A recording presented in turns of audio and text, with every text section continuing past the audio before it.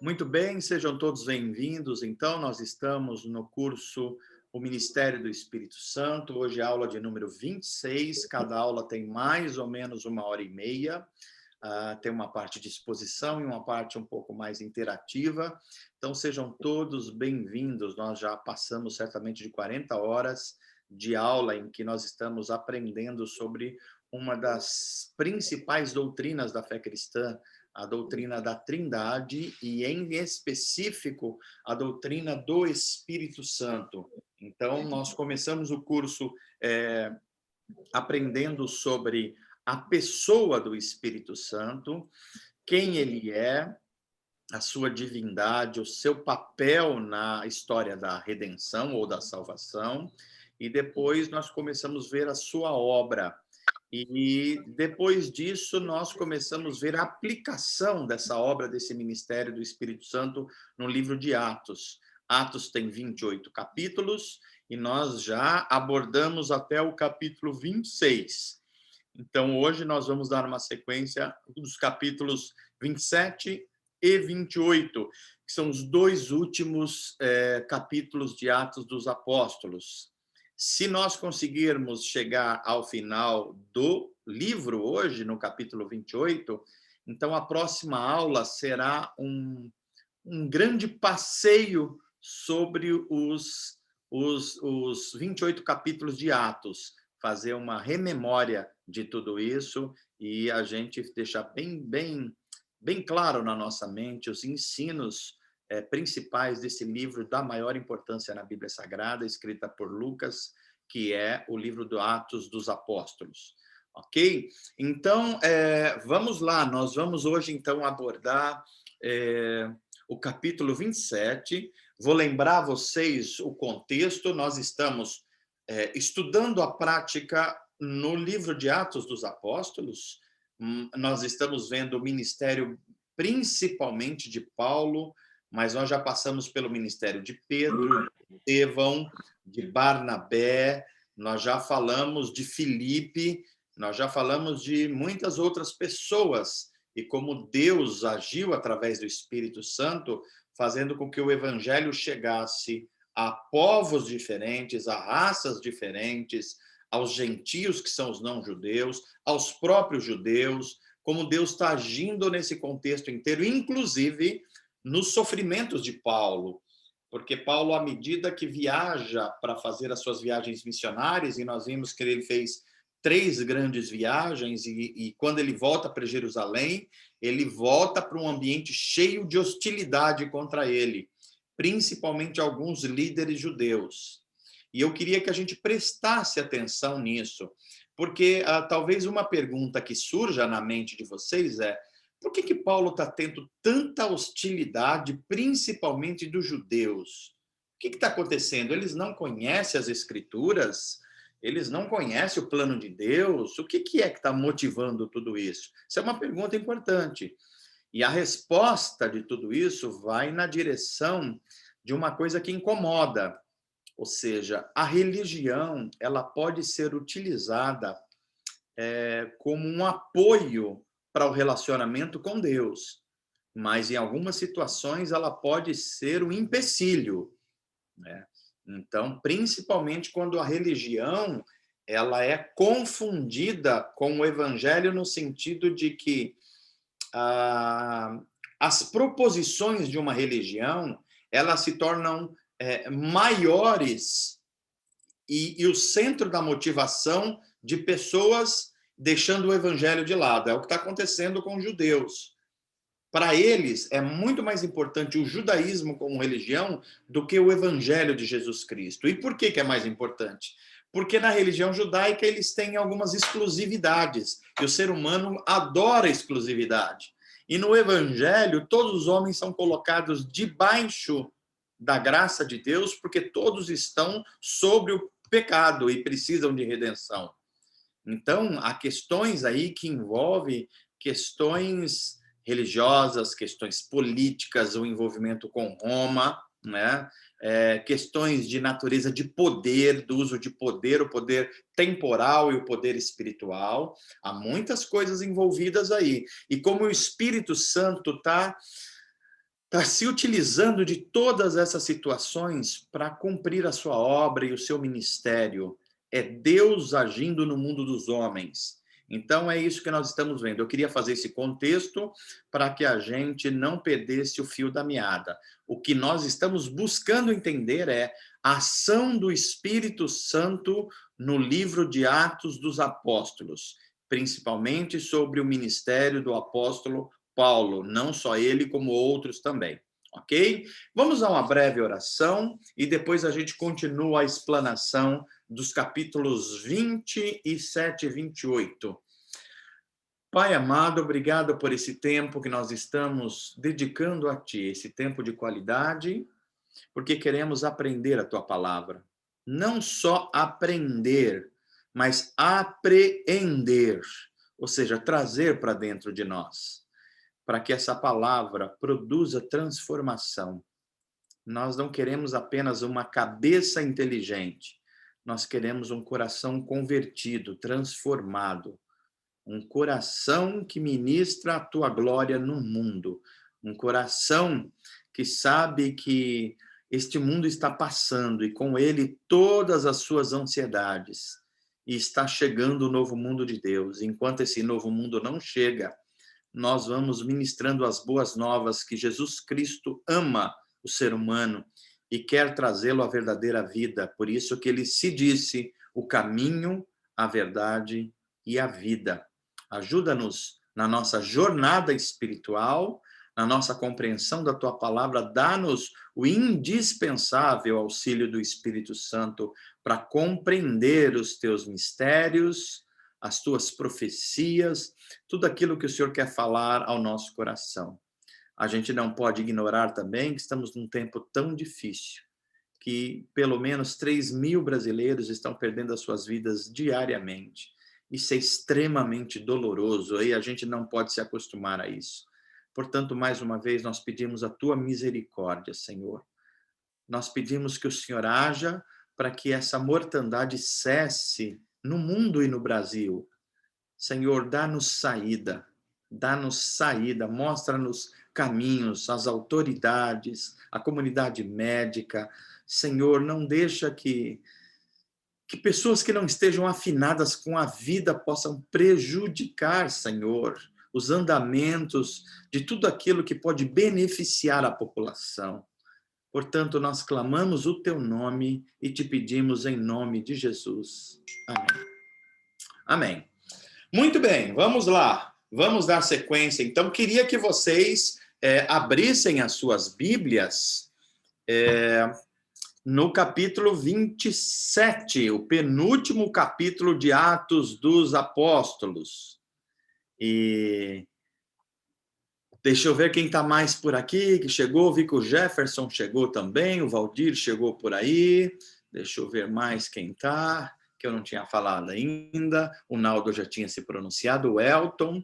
Aí eu descobri agora, e vou fixar que a Carla é irmã do Elton. Agora tá, a professora Pamela está por aí, olha. Clarinha está por aí, eu imagino que esteja com os pais. Tá a Rita, a Ritinha, Rolim, que bom. A Giz, muito bem. Então, nós estamos aqui com uma galera boa, vamos dar sequência ao nosso conteúdo. Chegamos, então, ao capítulo 27. Só vou voltar um pouquinho, a partir do 25, eu peço que o Pedrinho nos ajude, para que a gente pegue a conexão. Paulo ele vai a Jerusalém nos capítulos anteriores, ele é recebido com muita hostilidade em Jerusalém, é perseguido, a multidão está enfurecida porque ela foi instigada por líderes que eram hostis a Paulo, líderes da religião judaica e até alguns do Império Romano, e Paulo, então, é tirado de Jerusalém praticamente e levado para Cesareia. Cesareia, nós já vimos que é uma cidade fora de Israel, por assim dizer, o Israel antigo, e é uma colônia romana também. Portanto, tem lá um governador romano e tem tribunais romanos lá. E é para onde Paulo vai ser levado, porque ele é um cidadão romano. E também para ele não ser morto pela população enfurecida que está sendo influenciado por esses líderes judeus que são inimigos de Paulo, e da fé que Paulo está pregando. Então, Paulo vai a Cesareia. Em Cesareia, Paulo é primeiro julgado por Félix, e a gente viu a história de Félix, desse governador romano, que é um sujeito meio estranho, é um sujeito que fica instigando Paulo, mas ao mesmo tempo não liberta Paulo, sabe que Paulo é inocente, mas Lucas deixa claro que ele tenta meio que subornar Paulo para poder livrar Paulo da prisão e dos judeus. Paulo não cede a isso, não cede à sua integridade, e aí há uma troca de governo. Sai Félix, entra Festo, 2 anos depois. E Festo vai primeiro a Jerusalém, os judeus inimigos de Paulo enchem a cabeça de Festo, ele volta para Cesareia, mas ele tem que instalar o tribunal romano, é assim que funciona a Pax Romana, por assim dizer, o modo de fazer política dos romanos. Ninguém pode ser preso sem ter um julgamento, e é isso que está acontecendo com Paulo. Paulo, então, está em Cesareia, agora ele está diante do novo governador Festo, e daqui a pouco vai chegar um rei também da região, que é o rei Agripa. Então, é diante disso que o Espírito Santo está agindo para espalhar o evangelho, mesmo Paulo estando sob hostilidade e sob prisão. É importante que a gente não perca isso de vista. Então, vamos lá. Capítulo 25, a gente viu lá, o Festo vai a Jerusalém, os líderes pedem que Paulo seja transferido, eles armam uma emboscada, mas ela não acontece, porque Paulo não retorna para Jerusalém. Os judeus fazem as falsas acusações a Paulo, lá no tribunal em Cesareia. Diz que Paulo está pregando contra as leis judaicas, contra o templo e contra os romanos, e Paulo não está pregando contra isso, ele está interpretando corretamente. Paulo se recusa a voltar para Jerusalém, como querem os seus acusadores, e ele apela a César, apela ao imperador, e então chega a Cesareia, onde Paulo está, o rei Agripa, e Paulo se dirige então ao rei Agripa. Esse é o capítulo 25. Agora vamos ao 26. Capítulo 26, nós vimos na aula passada também, o rei Agripa conhecia muito bem os costumes judaicos, porque ele era rei de uma região que estava sobre a tutela também dos romanos, e ele conhecia muito bem a vida dos judeus. Por isso que Paulo vai se valer disso para falar todas as coisas que ele vai falar diante de um tribunal romano, tendo o rei Agripa como um dos observadores ali, ok? Paulo apresenta as suas credenciais, e nós sabemos quais são as credenciais de Paulo. Paulo nasce numa cidade romana, de colônia romana, chamada Tarso, na região da Cilícia, né? Paulo depois vai educado em Jerusalém, depois Paulo passa pela conversão em Atos 9, mas ele é treinado entre os fariseus, ele é um judeu que conhece a cultura e a filosofia grega, um judeu helênico nesse sentido, ele é também um cidadão romano, portanto, cidadão do mundo. E Paulo coloca essas credenciais diante do tribunal romano e fala da sua conversão. E Paulo volta a insistir que o que ele está dizendo é aquilo que a Bíblia hebraica diz, ou seja, o Antigo Testamento, que o Messias teria de sofrer, teria de morrer e ressuscitaria. O que Paulo está dizendo é, eu não estou dizendo nada mais do que as escrituras judaicas dizem. E elas falam que o Messias ressuscitaria. E ele ressuscitou. E quem crer nele vai ressuscitar também. Essa é a mensagem de Paulo. Festo, o novo governador, interrompe Paulo, porque Paulo é brilhante na exposição do evangelho, ele mistura também a filosofia grega. Paulo é de uma capacidade intelectual brilhante, cheio do Espírito Santo ainda mais. Então, o Festo fica preocupado com a mente de Paulo e fala, Paulo, você está louco, o excesso de estudo faz você perder o juízo, você está falando em ressurreição, você está falando em coisas que para nós é fora da nossa esfera de compreensão. Mas Paulo continua. E quando ele se dirige, e quando Festo começa a falar isso, ele fala, tá aí o rei Agripa, que veio nos visitar, que conhece os judeus, ele coloca o rei Agripa na conversa ali. E aí ele começa a falar, não é assim que funciona, rei Agripa? E o Agripa fica numa situação lá meio complexa, porque ele está diante de Festo e diante de Paulo. Ele sabe o que Paulo está falando, é verdade. E o rei Agripa chega até a falar, Paulo, você acha que vai me convencer só em alguns minutos que você está pregando aqui? Paulo fala, olha, eu não sei se vai ser agora, se vai ser depois, o fato é que eu quero que as boas novas do Cristo ressuscitado cheguem até vocês. A única coisa que eu não quero que chegue até vocês são essas correntes que eu estou. Eu estou preso, mas a mensagem de Jesus Cristo e da ressurreição não está presa. É assim que termina o capítulo de número 26. O Festo, o governador romano, e Agripa, o rei visitante, concordam que Paulo é inocente, mas eles estão pressionados pelo sinédrio judaico. A política está aí, gente. O homem é inocente, mas pressionado por uma multidão raivosa e por líderes medrosos, mantém Paulo em prisão, mesmo sabendo que ele é inocente. Isso é antigo. Vamos lá, capítulo 27, e eu queria que a gente começasse a ler. É importante a gente ler a palavra de Deus, porque agora nós vamos começar a ver que como Paulo apela a César, ele está em Cesareia, ele vai ter que ir para Roma. Então, eu vou pedir para o Pedrinho, volta ao mapa da terceira viagem para a gente, antes de ler o capítulo, já ver o mapa. Para a hora que a gente for lendo o capítulo, o mapa está na nossa cabeça. Tá ok? Então, ó, aqui não tem o mapa da ida de Paulo a Roma, mas dá para a gente ver aqui, ó. Veja, Paulo sai de Jerusalém, ele está sendo julgado em Cesareia, ó, ali, ó, Cesareia. Então agora ele vai para Roma. Roma ele tem que atravessar esse mar aberto aí, ó.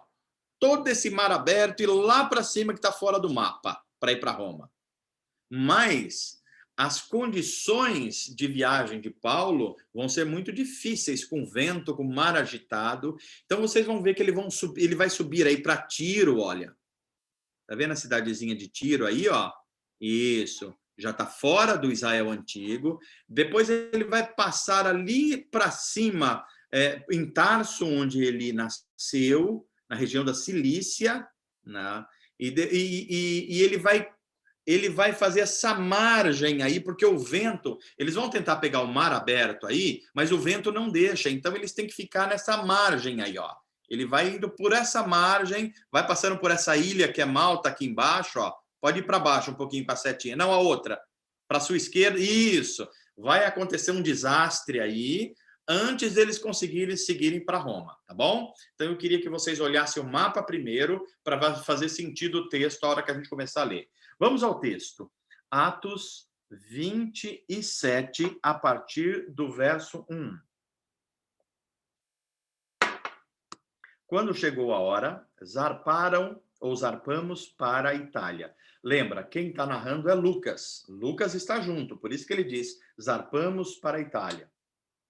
Paulo e muitos outros prisioneiros foram colocados sob a guarda de um oficial romano chamado Júlio, capitão do regimento imperial. Ou seja, Paulo está sob a guarda de um capitão romano e tem um destacamento de soldados cuidando de Paulo e de outros prisioneiros que estavam sendo levados para Roma. Verso 2. Aristarco, um macedônio de Tessalônica, nos acompanhou. Partimos do navio que tinha vindo do porto de Adramítio, no litoral noroeste da província da Ásia. Estavam previstas diversas paradas em portos ao longo da costa. Saíram de Cesareia. No dia seguinte, quando ancoramos em Sidom. Lembra? Tiro e Sidom eram duas cidades que estavam pertinho, eu mostrei ali, ó. Sidom está perto de Tiro aí, tá ok? Quando ancoramos em Sidom, Júlio demonstrou, o capitão, bondade a Paulo, permitindo-lhe que desembarcasse para visitar amigos e receber ajuda material deles. Olha, Paulo estava preso, é curioso, mas o capitão do navio libera Paulo numa parada para descarga de materiais, de mercadorias, libera Paulo para ir visitar algumas pessoas e volta para o navio. Quando partimos de lá, fomos costeando a ilha de Chipre. Olha lá a ilha ali, ó. A ilhazinha de Chipre ali. Eles tentaram ir para a ilha de Chipre, devido aos ventos contrários que tornaram difícil manter o rumo.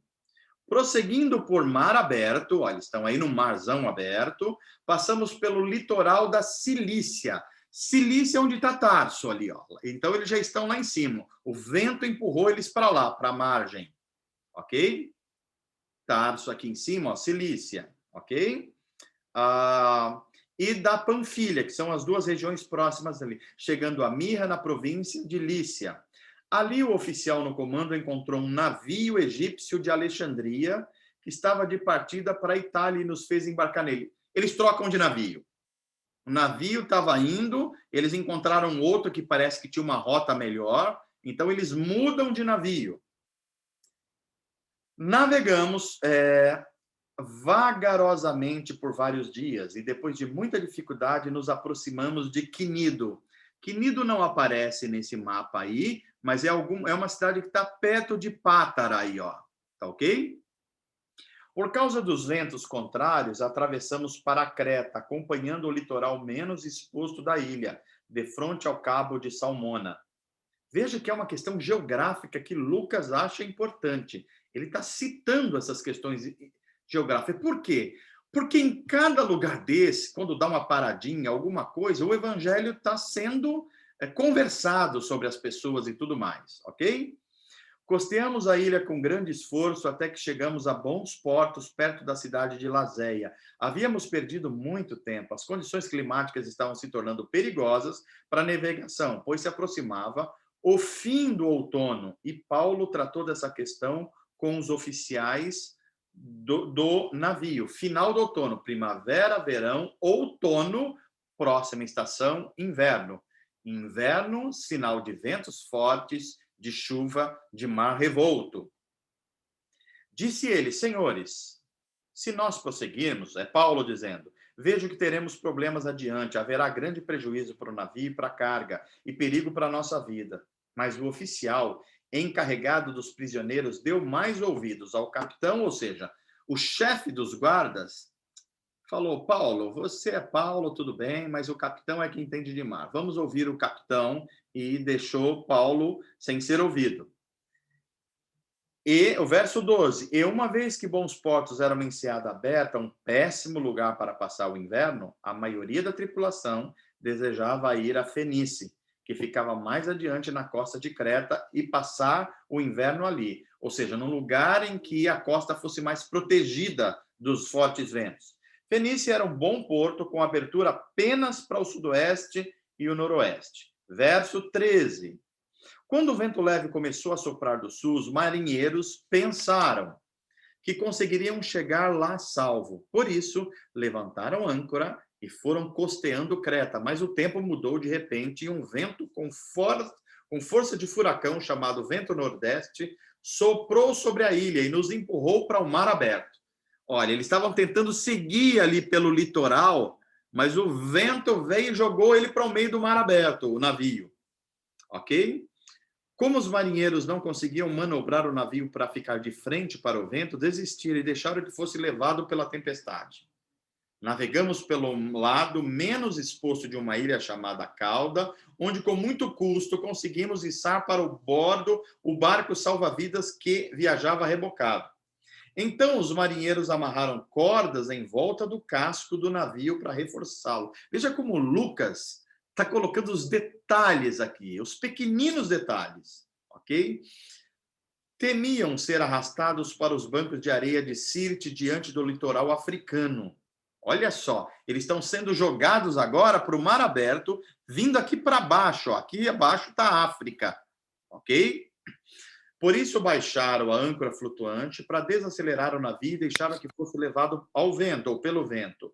No dia seguinte, como ventos com força de vendaval continuavam a castigar o navio, a tripulação começou a lançar a carga no mar. Começou o desespero.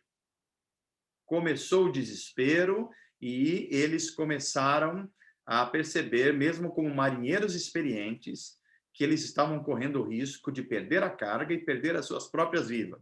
Então, eles começaram a jogar as cargas menos valiosas ao mar. No terceiro dia, Removeram até mesmo parte do equipamento do navio e jogaram fora. A tempestade terrível prosseguiu por muitos dias, escondendo o sol e as estrelas, até que perdemos todas as esperanças. Importante a gente perceber aqui. Eles estão no meio de uma crise, são marinheiros experientes, são soldados experientes, mas eles não ouviram Paulo. Paulo havia avisado para eles terem uma outra rota, de um outro jeito. E aqui não ouvir o profeta de Deus sempre causa prejuízos. E eles foram perdendo as esperanças. Deixa eu só pedir para a Giz aqui ligar meu micro, senão vai acabar a bateria. Giz, liga aqui para mim a bateria para a gente não perder aqui a conexão. Continuando, verso 21. Fazia tempo que ninguém comia. Ou seja, o pessoal estava tão esgotado e trabalhando para o barco, para o navio não afundar, que eles nem tempo de comer tinham. Por fim, Paulo reuniu a tripulação e disse: os senhores deveriam ter me dado ouvidos no princípio e não terem deixado bons portos, que era aquela baía segura. Teriam evitado todo esse prejuízo e essa perda, mas tenham bom ânimo. O navio afundará. Olha que coisa séria que Paulo está dizendo. Primeiro, a liderança de Paulo. Quem está agora liderando o navio não é mais o capitão do navio, não é mais o chefe dos soldados romanos. Quem é que está liderando? É Paulo. Por quê? Porque, na verdade, o que aconteceu é que eles não deram ouvidos a Paulo, mas perceberam agora que Paulo tinha toda a razão.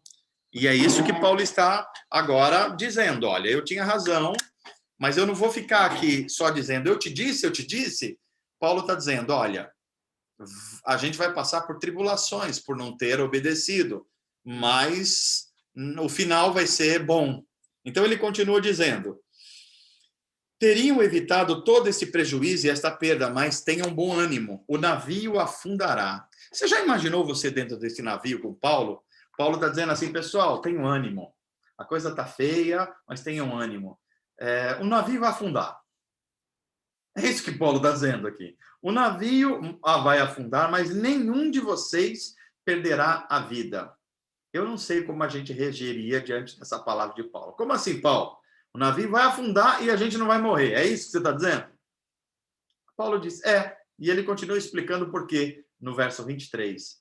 Pois ontem à noite, um anjo de Deus a quem pertenço e sirvo se pôs ao meu lado. Paulo teve uma visita de um anjo e disse, não tenha medo, Paulo.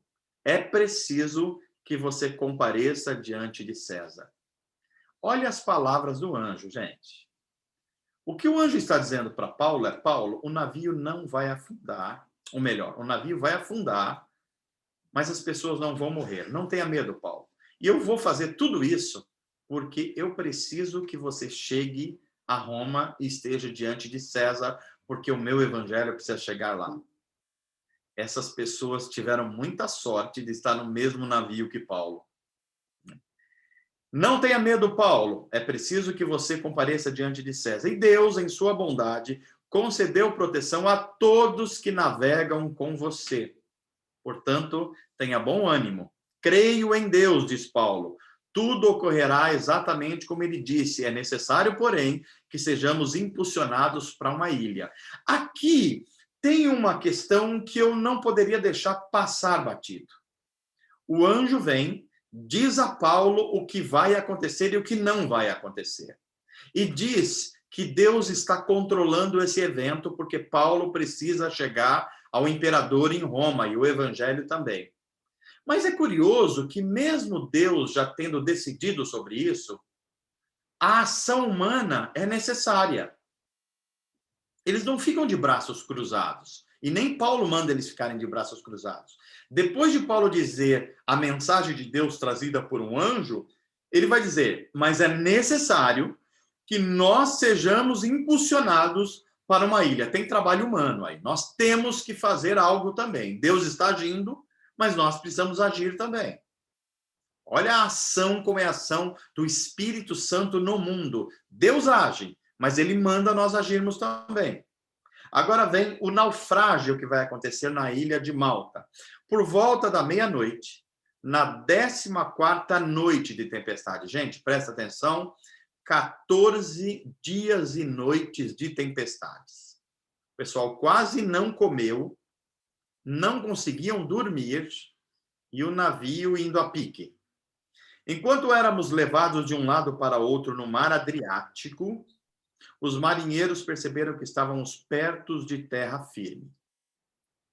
Lançaram a sonda e verificaram que a água tinha 37 metros de profundidade.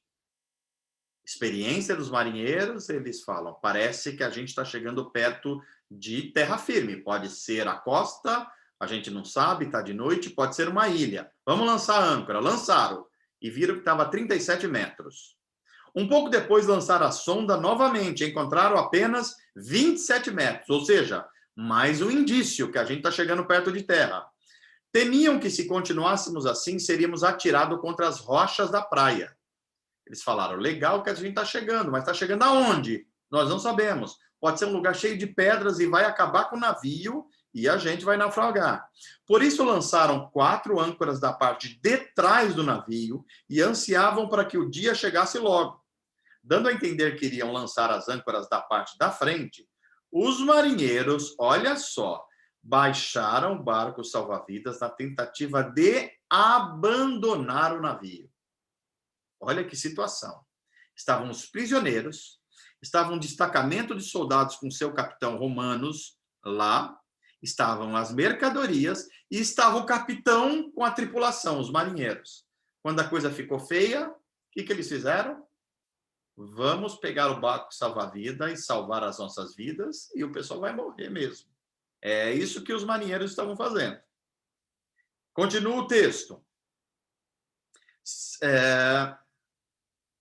Paulo, então, disse ao oficial do comando e aos soldados, se os marinheiros não permanecerem a bordo, vocês não conseguirão se salvar. Paulo está falando, olha, eu sei que aqui tem prisioneiros e vocês me consideram prisioneiro. A gente pode morrer, mas vocês vão morrer também se vocês deixarem os marinheiros escaparem.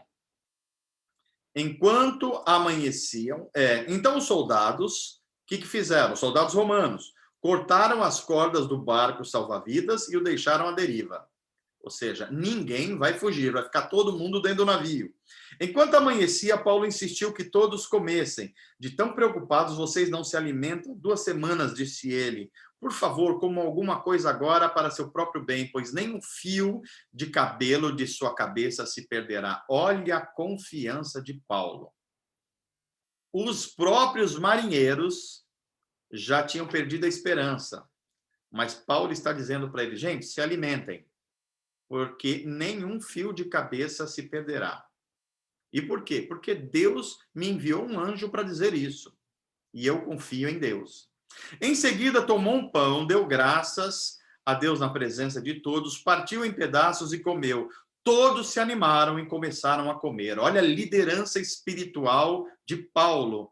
Como fazer as pessoas se animar e se alimentar diante de um navio que está prestes a naufragar. Mas esse era Paulo, cheio do Espírito Santo. Havia um total de 276 pessoas a bordo.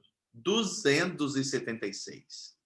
Depois de se alimentar, a tripulação aliviou o peso do navio mais um pouco, mais mercadoria ao mar, atirando ao mar toda a carga de trigo. Olha, até a comida agora eles jogaram ao mar. Ao amanhecer, não reconheceram a terra, mas viram uma enseada com uma praia e cogitaram se seria possível chegar ali e atracar o navio. Então cortaram as âncoras, ou seja, aquilo que segura o navio, né? E as deixaram no mar. Ficou lá mesmo. Depois afrouxaram as cordas que controlavam os lemes, levantaram a vela da frente e foram rumo à praia. Mas o navio foi apanhado entre 2 correntezas contrárias e encalhou antes do esperado. Ou seja, o navio não consegue chegar à praia. Pega 2 correntes, pega um banco de areia ou banco de pedra, seja lá o que for. A parte da frente se encravou e ficou imóvel, enquanto a parte de trás, atingida pela força das ondas, começou a se partir. Os soldados, desesperados, queriam matar os prisioneiros para que não nadassem até a praia e depois fugissem. O oficial no comando, porém, desejava poupar a vida de Paulo. Olha, de novo aqui. Por causa de Paulo, muita gente não foi morta. Porque os soldados, sabendo que todo mundo ia morrer ali, ele falou, não, vamos matar primeiro essa gente, esses presos, porque pode ser que alguns deles consiga chegar nado e fuja. Então a gente já mata todos eles aqui. Mas por causa de Paulo, eles não morreram. Olha como alguém cheio do Espírito Santo pode manter a vida num ambiente que tem cheiro de morte. E não permitiu que executassem seu plano. Ordenou aos que sabiam nadar que saltassem ao mar primeiro e fossem em direção à terra. Os outros se agarraram a tábuas ou pedaços do navio destruído. Assim, todos os 276 chegaram à praia em segurança, conforme o anjo do Senhor tinha dito a Paulo. Não é impressionante, gente? Não é impressionante? Pedrinho, por favor, volta ao mapa lá. O mapa não, desculpa. Volta ao slide antes que a gente continue a leitura. Olha, agora vamos... A gente já olhou o mapa e já olhou o texto. Agora vamos olhar o slide. Olha, Paulo vai a Roma. De Cesareia para Roma, sob o comando de um oficial romano chamado Júlio. Começa a tempestade no mar. Paulo é avisado por um anjo sobre a perda do navio, mas não das pessoas. Há então um naufrágio na ilha de Malta. 14 dias de tempestades, 14 dias e noites, eles sem comerem direito, sem dormir. Chega no momento que eles desistem, os marinheiros querem fugir do navio, mas Paulo chama todos ao juízo e 276 pessoas estão a bordo do navio. Mas mesmo o navio batendo num banco de pedras ou de areia e as ondas começando a destruir o navio, todos chegam à ilha de Malta, alguns pendurados em partes do navio, outros a nado. A verdade é, todos chegam em segurança, mas conforme o anjo do Senhor havia dito, o navio se perde. Mas os 276 pessoas chegam à ilha de Malta, chegam numa situação, tenta imaginar, frio, fome, fraqueza, doença, tudo junto aí, ok? E agora nós vamos ao capítulo 28, o último capítulo do livro de Atos dos Apóstolos. Eu primeiro vou explanar e depois a gente abre para as questões e para as perguntas, tá bom? Então vamos lá, Pedrinho, por favor, o capítulo 28. Ok, agora voltemos ao texto, depois a gente volta de novo ao slide. Capítulo 28, leiamos. Uma vez a salvo em terra, descobrimos que estavam na ilha de Malta. Não é que eles falaram, vamos nadar para a ilha de Malta, não. Eles nadaram para onde dava para nadar. E descobriram lá, depois que chegaram, que era a ilha de Malta. O povo de lá nos tratou com muita bondade. Por ser um dia frio e chuvoso, fizeram uma fogueira na praia para nos receber. E aí Paulo juntava um monte de gravetos e os colocava no fogo. Quando parece azar. Uma cobra venenosa que fugia do calor mordeu a mão de Paulo.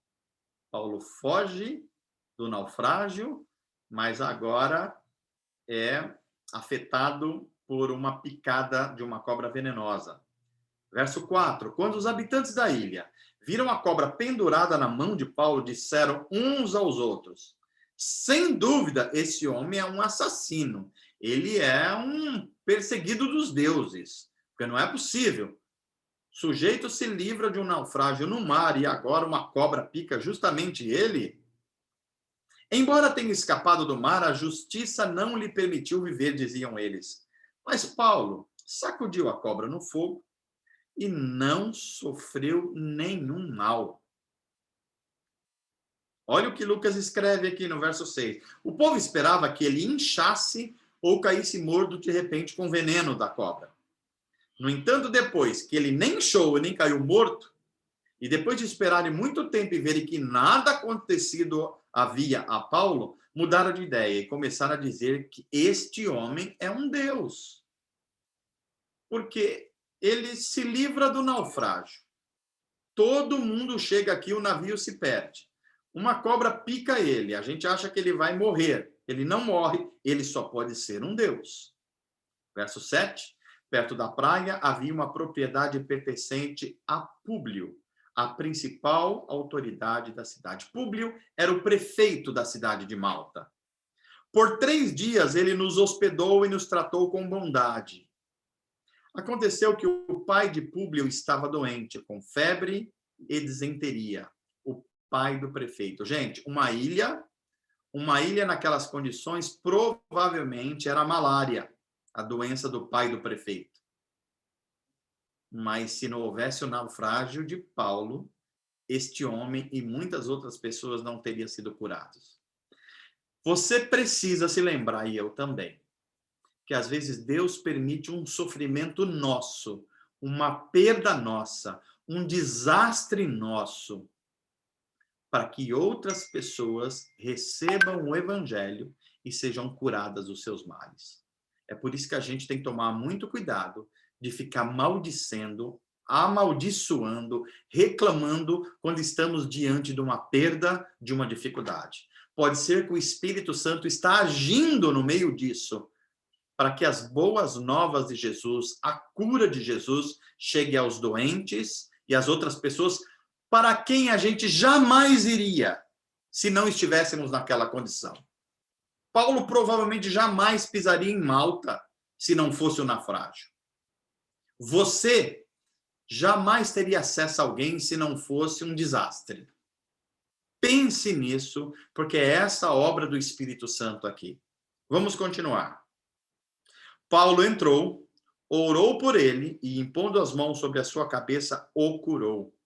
Então os demais enfermos da ilha vieram e foram curados. Como resultado, fomos cobertos de presentes e honras, e, chegada a hora de partirmos, o povo nos forneceu todos os suprimentos necessários à viagem. Olha a obra do Espírito Santo a partir de um naufrágio. Verso 11. 3 meses depois desse naufrágio, embarcamos em outro navio que havia passado o inverno na ilha. Era um navio alexandrino, que tinha na parte da frente a figura dos deuses gêmeos. Aportamos em Siracusa, onde ficamos 3 dias. Dali navegamos até Régio. Um dia depois, um vento sul começou a soprar, de modo que no dia seguinte prosseguimos até Puteoli. Ali encontramos alguns irmãos que nos convidaram a passar uma semana com eles. Olha como a relação aqui vai mudando. Tem hora que os soldados querem matar os prisioneiros, matar Paulo. Daqui a pouco vem a liderança espiritual de Paulo e agora dá certa liberdade para ele. Ali encontramos alguns irmãos que nos convidaram a passar uma semana com eles. Depois fomos para Roma.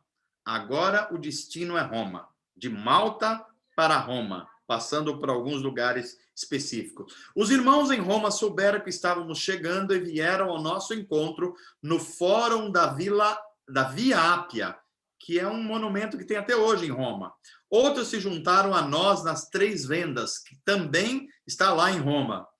Ao vê-los, Paulo se animou e agradeceu a Deus. Quando chegamos a Roma, Paulo recebeu permissão de ter a sua própria moradia, sob a guarda de um soldado. Prisão domiciliar. Quando é que vai ser o julgamento? Não sabemos. O que a gente faz com Paulo? Vamos deixar ele alugar uma própria casa e vamos deixar um soldado com ele, até chegar o julgamento. Estamos indo para a parte final de Atos dos Apóstolos. E olha só que curioso. Vamos lá. 3 dias depois de chegar, Paulo convocou os líderes judeus locais e lhes disse: irmãos, judeus locais, embora eu não tenha feito nada contra nosso povo, nem contra os costumes de nossos antepassados, fui preso em Jerusalém e entregue ao governo romano. Os romanos me interrogaram, queriam me soltar, pois não encontraram motivo para me condenar à morte. Mas, quando os líderes judeus protestaram contra a decisão, considerei necessário apelar a César, o imperador, embora não tivesse acusação alguma contra meu próprio povo. Por isso, pedi a vocês que viessem aqui hoje, para que nos conhecêssemos e também para que eu pudesse explicar que eu estou preso com essas correntes porque creio na esperança de Israel. Olha o assunto ressurreição de novo aqui em Paulo. Ele chega em Roma, chama os judeus e fala, olha, eu vou me explicar de novo. Eu vou explicar de novo que eu não estou pregando contra as leis judaicas, eu não estou pregando contra o templo judaico, eu não estou pregando nada que as escrituras judaicas nos dizem a respeito do Messias e da ressurreição do Messias, e essa ressurreição que será a esperança de Israel. Verso seguinte, eles responderam, não recebemos nenhuma carta da Judeia e ninguém que veio de lá nos informou alguma coisa contra você. Olha, os judeus de Roma não estavam instigados como estavam os outros judeus de lá. Contudo, queremos ouvir o que você pensa, pois o que sabemos a respeito desse movimento é que ele é contestado em toda parte. Então, marcaram uma data e nesse dia muita gente foi à casa de Paulo. Olha o evangelho se espalhando. Ele explicou e testemunhou sobre o reino de Deus e desde cedo até a noite, pregação, manhã, almoço, tarde e noite, e procurou convencê-los acerca de Jesus com base na lei de Moisés, que era o que os judeus seguiam, e nos livros dos profetas, que era o que os judeus seguiam. Alguns foram convencidos pelas coisas que ele disse, mas outros não creram. E depois de discutir entre si, foram embora com essas palavras finais de Paulo. O Espírito Santo estava certo quando disse a nossos antepassados por meio do profeta Isaías. Olha a citação de Paulo do profeta Isaías. Vai, diga a este povo, quando ouvirem o que digo, não entenderão.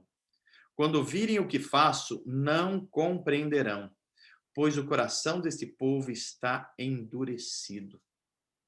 O que acontece com um povo quando ele não quer saber da verdade? O que acontece com um povo quando ele está enfeitiçado?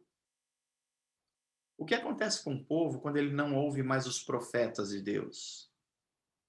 Acontece isso que o profeta Isaías está dizendo e que Paulo está repetindo agora. De modo que os seus olhos não veem, e os seus ouvidos não ouvem, e o seu coração não entende, e não se voltam para mim, nem permite que eu os cure. Verso 28. E no 31 acaba o livro. Portanto, quero que saibam que esta salvação vinda de Deus também foi oferecido aos gentios, ou seja, aos não-judeus. E eles a aceitarão. Depois de ele ter dito essas palavras, os judeus partiram em grande desacordo uns com os outros. A mensagem de Paulo causou um alvoroço em Roma, porque parte creu e parte não creu. E Paulo estava diante dessa situação. E agora os versos 30 e 31. Olha que fim que parece que não é fim. Perceba. Durante os 2 anos seguintes, Lucas narrando, Paulo morou em Roma. Morou assim, moradia, prisão, um guarda sempre com ele, mas pregando o evangelho.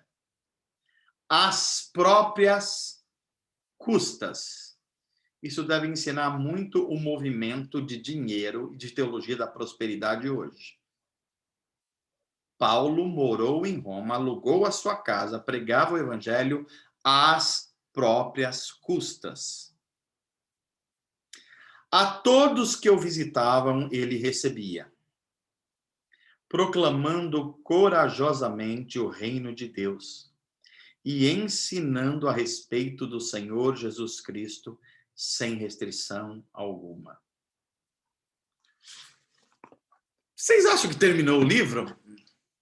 Parece que terminou o livro? Ou parece que simplesmente Lucas dá aquela impressão de que a vida continuou?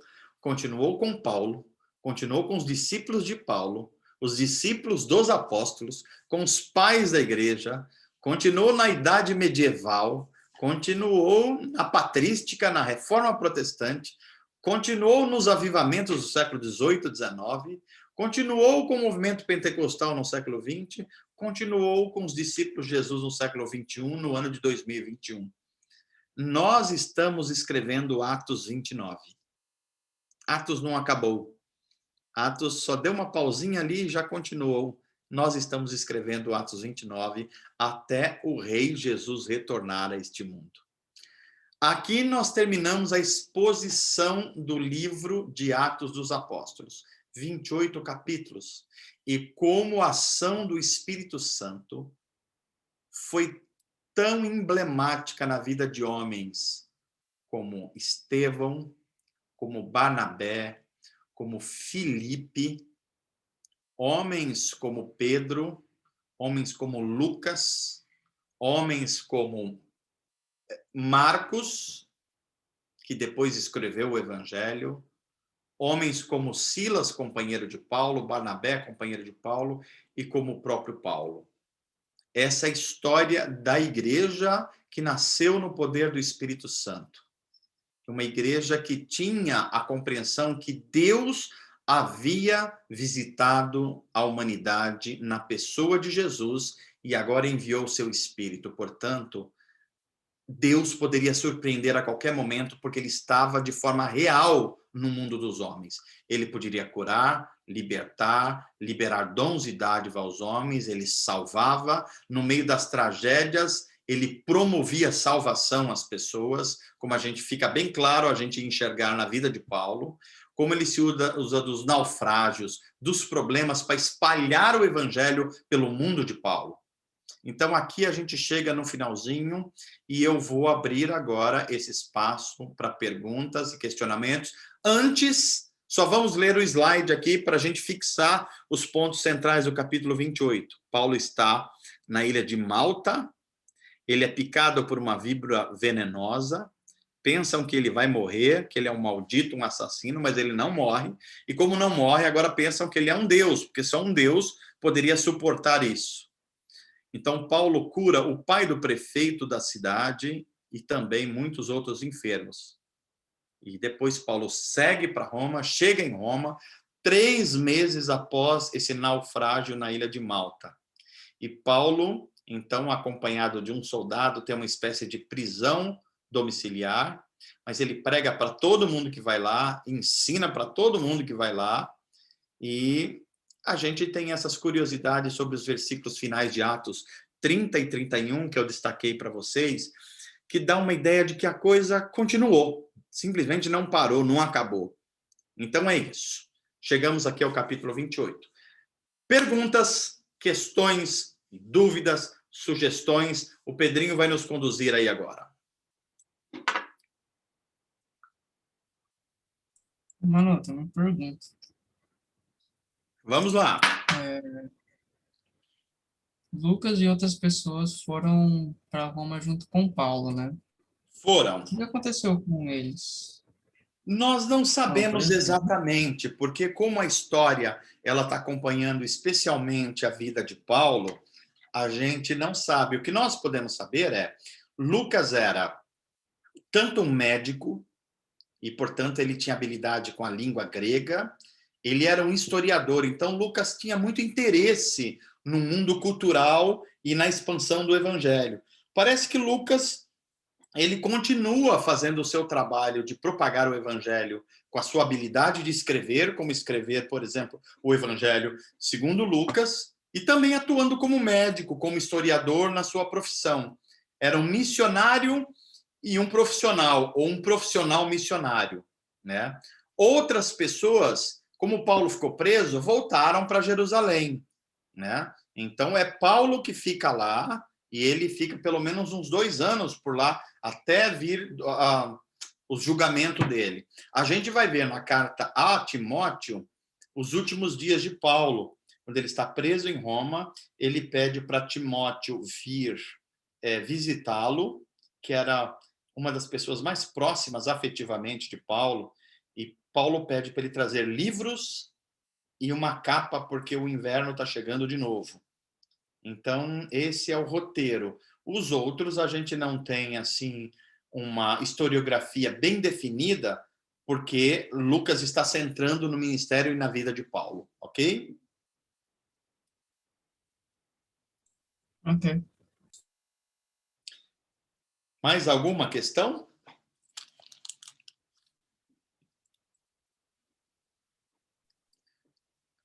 Tem questão aí, vamos lá. Ronaldo. Vamos lá, Naldo. Vamos lá. Tentar fazer a pergunta aqui da forma que você possa entender e os demais também. Conforme você bem falou, cabe a nós escrevermos Atos 29. Né? Estamos escrevendo Atos 29 com os nossos atos, com as nossas ações, tentando cumprir o Evangelho de Cristo e levar o Evangelho de Cristo às pessoas, que é a boa nova, né? Então, com base nisso, como a gente se colocar no lugar da nossa obediência, no lugar, ao invés de tentar ser semelhante a uma outra pessoa. Explicar melhor. Eu não sou igual a outra pessoa. Cada um de nós temos uma personalidade, um jeito de ser, e como nós podemos buscar a Cristo e escrever Atos 29 com a nossa personalidade, sem ser influenciado por outras pessoas, querer ser outras pessoas. Por quê? Eu percebo o quê? Que muitas pessoas querem, por exemplo, tem muitos pregadores que falam, vamos ser igual, eu quero o coração de Davi, eu quero ser igual a Paulo, eu quero ser igual não sei quem. E muitas vezes eu percebo que a gente esquece de ser nós mesmos. Né? Então, como seguir isso adiante, se é possível isso daí? Eu creio que certamente o Espírito Santo de Deus nos conduz, mas é um desafio enorme, né?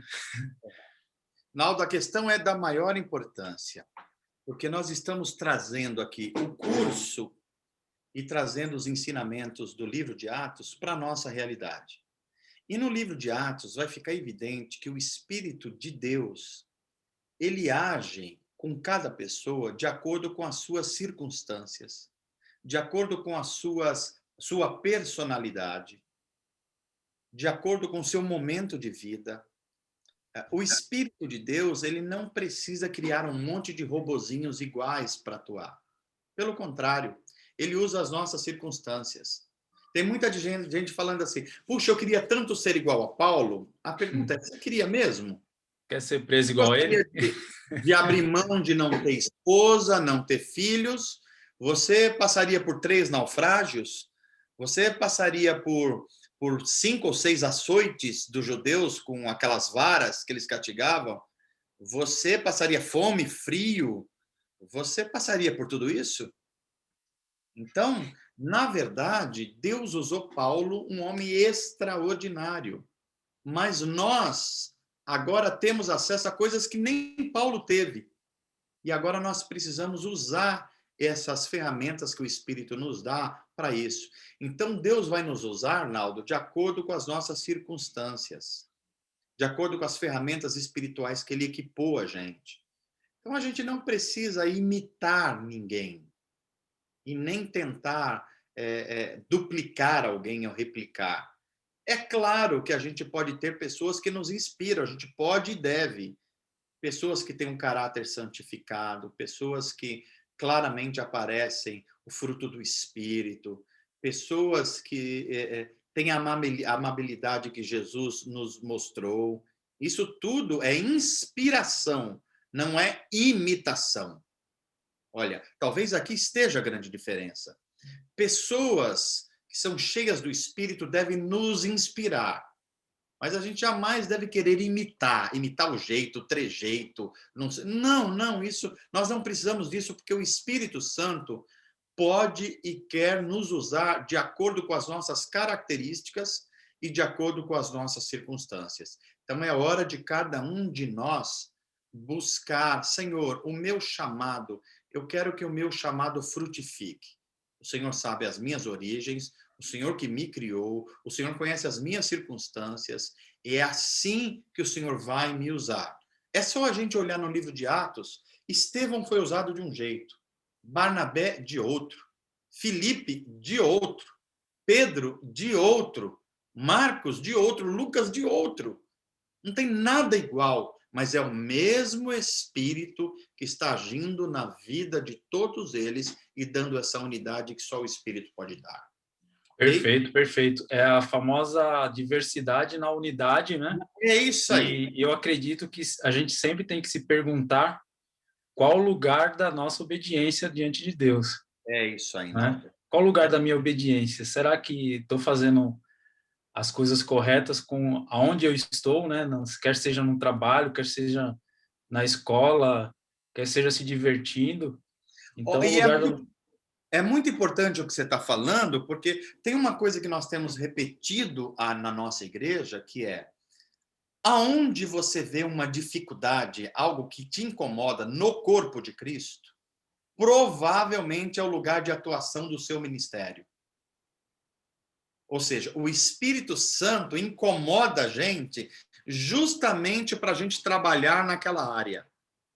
E é por isso que a igreja ela é servida com muitos dons e com muitas pessoas diferentes. Para quê? Para que o corpo de Cristo esteja bem servido nas necessidades. Então, um cristão, quando ele vê alguma coisa que não está funcionando, não é só na igreja, mas na sua redondeza, na sua vila, na sua vizinhança, na sua igreja, inclusive, olha, isso não está sendo feito bem, podia ser feito muito bem. Eu vou sair dessa igreja. Não é isso que a Bíblia manda fazer. Quando você vê uma dificuldade, é o Espírito te chamando para que você use os seus dons para você melhorar aquela área do corpo de Cristo, para que ele seja mais sadio. Nós precisamos compreender isso. A não compreensão disso, Ronaldo, tem levado muita gente a ficar trocando de igreja, trocando de família, trocando de bairro, trocando de tudo. é o crente consumidor. Exatamente, e nunca consegue achar o seu lugar. Por quê? Porque está em desobediência ao chamado do próprio Espírito. Eu oro para que a gente seja cada vez mais capaz de ouvir a voz do Espírito e quando alguma coisa nos incomodar, a gente pense, provavelmente o Espírito está me chamando para atuar nessa área do corpo de Cristo para que ele seja mais saudável. Amém. Glória a Deus. Amém. E aí, temos mais gente aí? Temos mais alguma dúvida, alguma questão, alguma observação? Fiquem à vontade.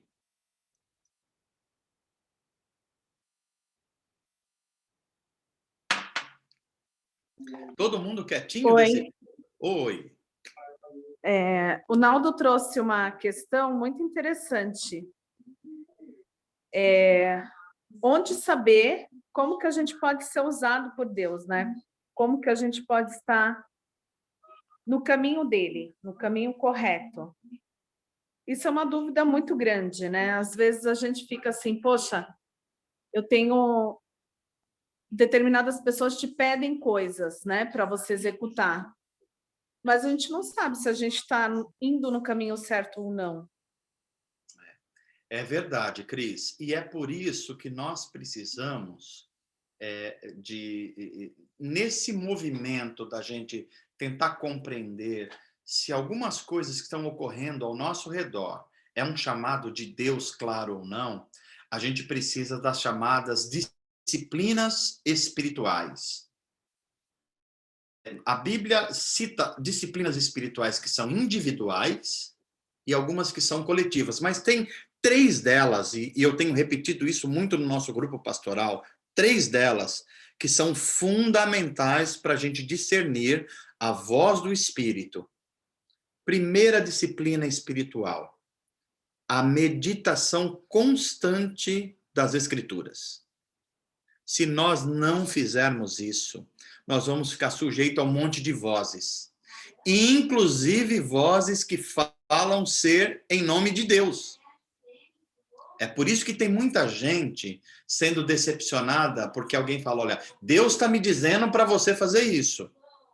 Aí a pessoa não tem conhecimento das Escrituras, não consegue comparar isso com as Escrituras, aí vai e ouve tais pessoas. Aí depois dá errado, a coisa não funciona, vai para outro caminho, a pessoa fala, não, mas então eu não acredito mais em Deus, não. Deus fala, não. A Bíblia diz, manda, toda fala em nome de Deus, ela deve ser com os princípios da palavra de Deus. Então, a primeira disciplina espiritual, eu preciso amar a palavra de Deus, me alimentar como eu me alimento de manhã, na hora do almoço e à noite, como eu alimento o meu corpo, eu preciso alimentar o meu espírito. E principalmente os evangelhos que falam da vida de Jesus. Essa é a primeira disciplina. A segunda disciplina espiritual é a oração. Porque na leitura, na meditação da Bíblia, Deus, através do seu Espírito, está falando conosco. Mas esse relacionamento precisa ter a volta. Eu preciso esvaziar o meu coração diante de Deus. Eu preciso orar. Na minha oração, eu tiro o veneno do meu coração. Em vez de eu falar para alguém, eu falo para o próprio Deus. E Deus não tem nenhum problema com isso, Cris. Deus ouve as nossas chateações. Você está chateado. Pode falar para Deus que você está ferido. Deus gosta de ouvir isso. Ele quer ouvir isso. Então, quando a gente faz isso, a gente desenvenena o coração e joga a nossa ansiedade diante dele. Por isso que Pedro escreve isso. Lançai as vossas ansiedades diante dele, porque ele tem cuidado de vós. Meditação nas Escrituras, oração. E a terceira, comunhão com os outros discípulos de Cristo. Porque se a gente não fizer isso, Cris, a gente fica orgulhoso. A gente fala, não, eu estou conhecendo as Escrituras, portanto eu sou um cristão mais espiritual que os outros. Não, eu oro bastante, as pessoas procuram a minha oração, eu sou uma pessoa mais elevada que os outros. Está no caminho errado. É por isso que a gente precisa da comunhão. Na comunhão a gente percebe que nós somos corpo de Cristo. E no corpo de Cristo não tem alguém que é mais importante ou menos importante. O que tem são dons diferentes. É a mesma coisa que eu perguntar para você, Cris, o que é mais importante para você, os seus pulmões ou os seus rins? Não faz sentido essa pergunta. O pulmão serve para uma coisa, o rim serve para outra, e os dois são necessários. Então, é por isso que a Bíblia chama a igreja, não a igreja prédio, a igreja às pessoas. A igreja às pessoas de um corpo. Ela não fala que é empresa. Por que não é uma empresa? Porque a empresa exige hierarquia. Ela não fala que é um clube, porque o clube tem o clube dos mais ricos, o clube dos mais pobres. Não. Ela fala corpo. No corpo, tudo depende de tudo. Então, a gente precisa de meditação nas Escrituras para ouvir Deus, a gente precisa da oração para falar com Deus, e a gente precisa da comunhão com os outros discípulos de Cristo, para que a gente se perceba no corpo de Cristo e não leve a gente ao orgulho espiritual. Essas três disciplinas são centrais para a gente ouvir a voz de Deus, a voz do Espírito, chamando a gente para agir em determinadas coisas, ok? Mais alguma coisa?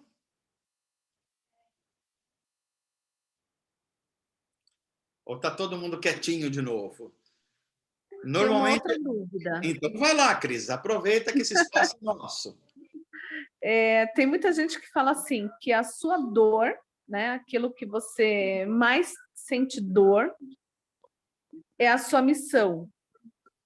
Isso faz sentido em algum momento, não? Pode fazer sentido e pode ser uma coisa muito importante. Agora, deixa eu fazer uma observação antes dessa expressão. A dor e o sofrimento humano pode levar os seres humanos a dois caminhos distintos.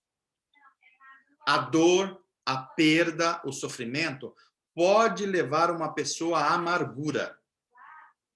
Ela simplesmente fica amargurada, reclamar do mundo, da vida, de Deus, achar que o mundo está contra ela, que só ela sofre no mundo, que todos os problemas só caem nela, os outros não têm problema. A dor pode levar a isso. No entanto, se a dor for depositada aos pés da cruz de Cristo, através dessas três disciplinas espirituais que nós citamos aqui, a dor pode se tornar uma potência para um ministério. Por exemplo, alguém que perdeu alguém muito querido, isso é dor. Dor da separação. É o absurdo. Parece que a pessoa está sendo engolida por dentro. Mas se ela souber colocar essa dor aos pés da cruz, trazendo da palavra de Deus alimento para sua alma, na oração, ela se aproximando mais de Deus, ela vai se tornar uma pessoa cujo testemunho vivo vai servir para ajudar outras pessoas que estão passando pelas mesmas dificuldades e não têm ainda a mesma maturidade cristã. Nesse sentido, a dor, o sofrimento e a perda pode se tornar a principal área ministerial de alguém e o Espírito pode levar isso. Agora, eu insisto, isso não é automático, Cris. Se não for canalizado para o lugar certo, pode se tornar só amargura, só sofrimento, só depressão, só isso. Tá ok?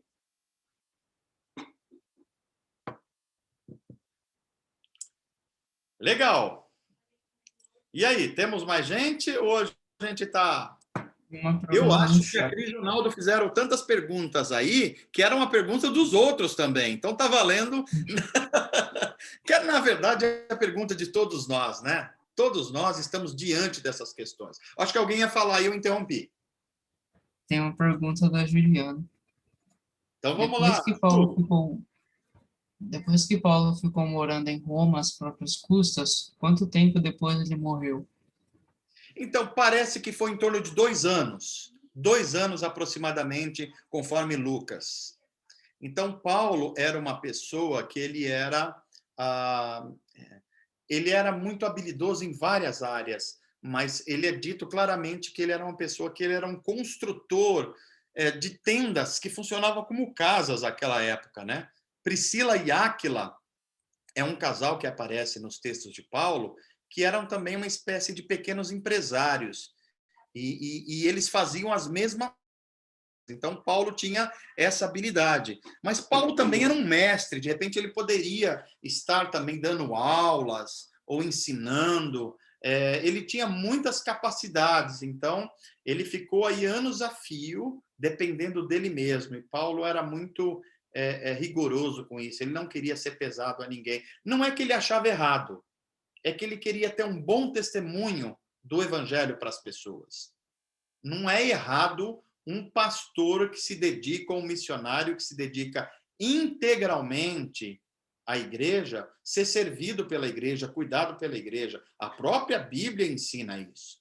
Mas Paulo está diante de uma situação que tem muita gente acusando ele injustamente. E ele não quer dar brecha, vamos dizer assim, para nada. Então, ele é muito cuidadoso, às vezes ele é zeloso até o extremo, que não precisaria, justamente para não dar mau testemunho do evangelho.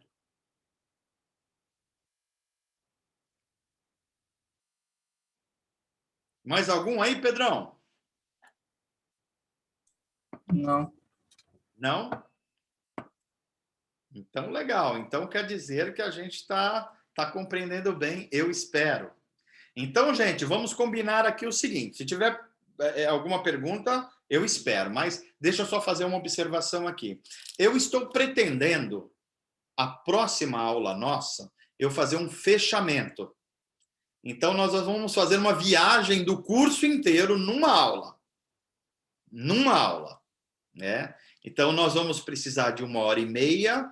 Eu pretendo falar 40 minutos, a gente dá uma pausa, eu falo mais uns 30 minutos, uma segunda parte, cobre todo o curso, desde o comecinho lá, revisando, para a gente chegar até o final e abrir uma discussão aqui final, para a gente concluir esta parte do curso. Este curso, ele começou eu achando que ele ia ser mais curto, mas ele foi ganhando a sua própria dinâmica, e a gente já está estudando aqui, hoje é a 26ª, quanto que dá 27 vezes 1h30? Dá metade de 27, dá 13 e pouco, mais de 40 horas, gente.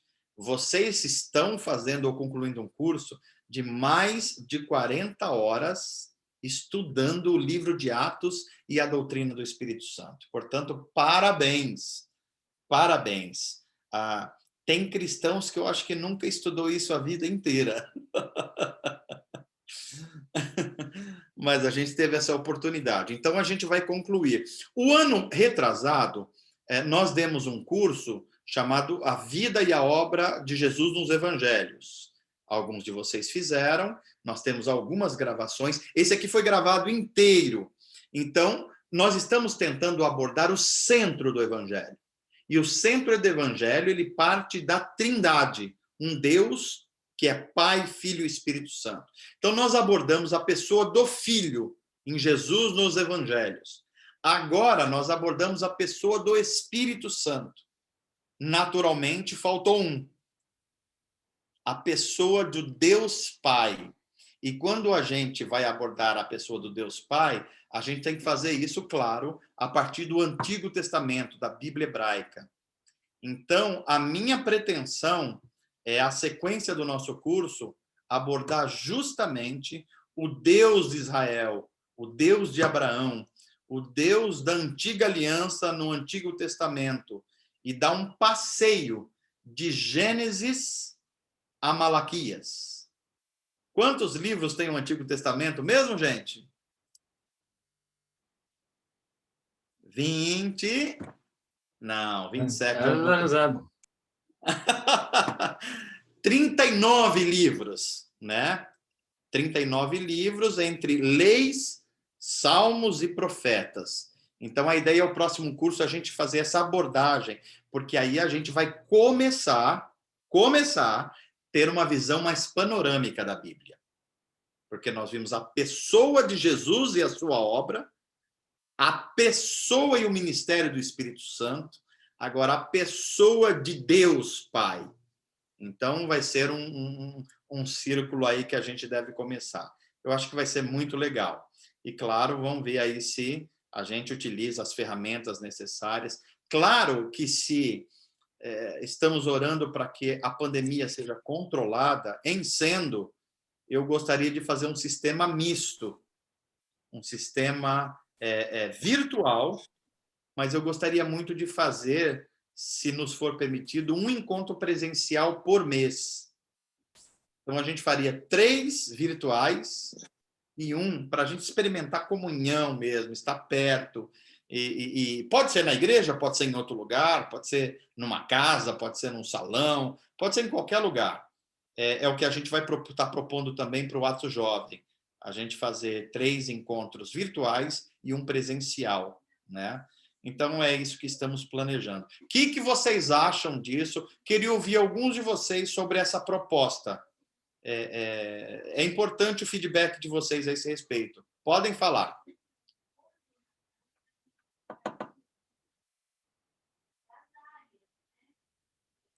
Acho legal essa ideia. Acha legal, Pedrão? A gente vai misturar, então, teologia bíblica com matemática, hein? Eu não sei se todos sabem, mas o Pedro agora é um aluno da USP fazendo matemática. Então, é um irmãozinho nosso querido numa excelente universidade e a gente fica muito contente. E queria ouvir mais de vocês aí. Era bom ter o feedback, se isso é importante, se está fazendo você crescer na graça e no conhecimento do Senhor, se ter uma visão panorâmica e mais expandida do Antigo Testamento, como vai ajudar na sua visão de mundo. Queria ouvir vocês aí. Ó, tem gente escrevendo aí também. Se quiserem abrir o microfone, pode abrir o microfone e fazer a sua pregação.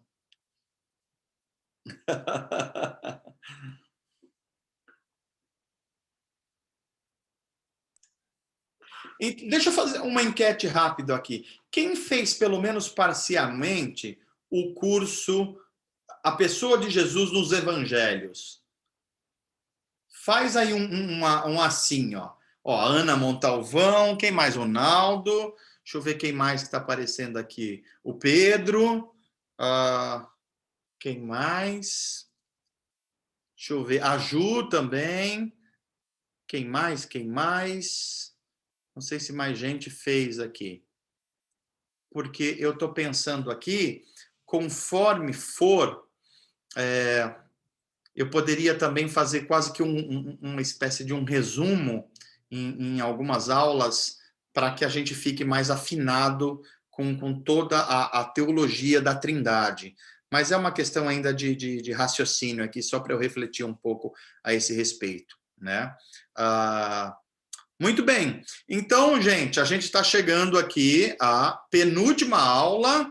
A última aula deste módulo será quinta-feira que vem, com um resumo daquele assim de pegar muito conteúdo, mas a gente continuar fixando esses conteúdos e gerando transformação. Insisto, esses conteúdos não é apenas para tornar a gente mais inteligente biblicamente, com mais quantidade de informação, é para transformar a nossa vida. É para isso, é a ação do Espírito Santo no sentido de nos transformar à semelhança de Jesus Cristo. Aliás, esta é a obra do Espírito Santo, nos transformar à semelhança de Jesus Cristo. Deixa eu ver, o pessoal escreveu aqui, esse é o meu segundo curso, a primeira foi Apocalipse. Pois é, né? Tem muita gente pedindo também um curso sobre escatologia, que é a doutrina das últimas coisas, para a gente entender melhor o livro de Apocalipse. Também é uma boa pedida, né? Também é uma boa pedida. Tem muitas coisas aí que são da maior importância para a gente, né? Deixa eu ver. Bem, aqui pelo menos o bate-papo acho que cessou. Se não tem mais perguntas, então a gente vai concluir a aula de hoje. Agradecidos a Deus por todas as coisas e nos despedirmos aqui para a gente descansar o dia de hoje, ter um dia amanhã, um dia de trabalho, um dia produtivo, e a gente, domingo, nós temos a nossa celebração, a celebração online, mas que todos nós estamos envolvidos, participando, e a gente vai analisar semana que vem se há possibilidade da gente fazer culto presencial no outro domingo, né? Então, a gente vai informando a todos aí. Dá para abrir as câmeras só para a gente se despedir aí? Eu estou vendo que uma boa parte já está com as câmeras abertas, mas quem puder aí, estou vendo o Naldo com a câmera aberta, a Ana Montalvão está ali, né, Ana? Alex e Fúvia, lá de Sorocaba, Diogão, a Leandra, o Mauro está lá, olha, também. Deixa eu ver quem mais está com câmera aí. A Nani, a Bruninha está lá também. Que legal, gente, que bom. A Cris Mendes está lá, a Cris. Sua filhota está no Ato Jovem, está muito legal, viu, Cris? Ela está participativa lá, está muito legal. A Letícia está lá, né, Letícia? Que bom, que Deus abençoe todos vocês, gente. Que Deus dê uma noite... Olha o Jefferson aí, ó. Mano Jefferson, tudo bem aí, Jefferson? Legal, gente. Legal, deixa eu ver quem está mais aqui. Tem uma segunda tela. Tem mais gente aqui, olha. Abrindo aqui. A Pamela. Pamela, saudade de vocês aí. Um abraço para o Diego, para o Marcelinho. O Marcelinho já está virando Marcelão. E faz tanto tempo que a gente não vê ele, essas crianças todas, né? Que Deus abençoe todos vocês. Uma grande alegria a gente poder estar juntos, tá bom? Ó, o filho da Ana lá também. A Raíssa lá está com o Leandro, ó. A meninadinha acompanhando. Olha o bebê da Fúvia lá, olha. Daqui a pouco esse sorocabano já está um garoto aí batendo bola e a gente nem viu direito isso, né? Que Deus abençoe todos vocês. Então é isso aí, pessoal. Grande abraço. Que Deus abençoe todos vocês. Um bom dia amanhã.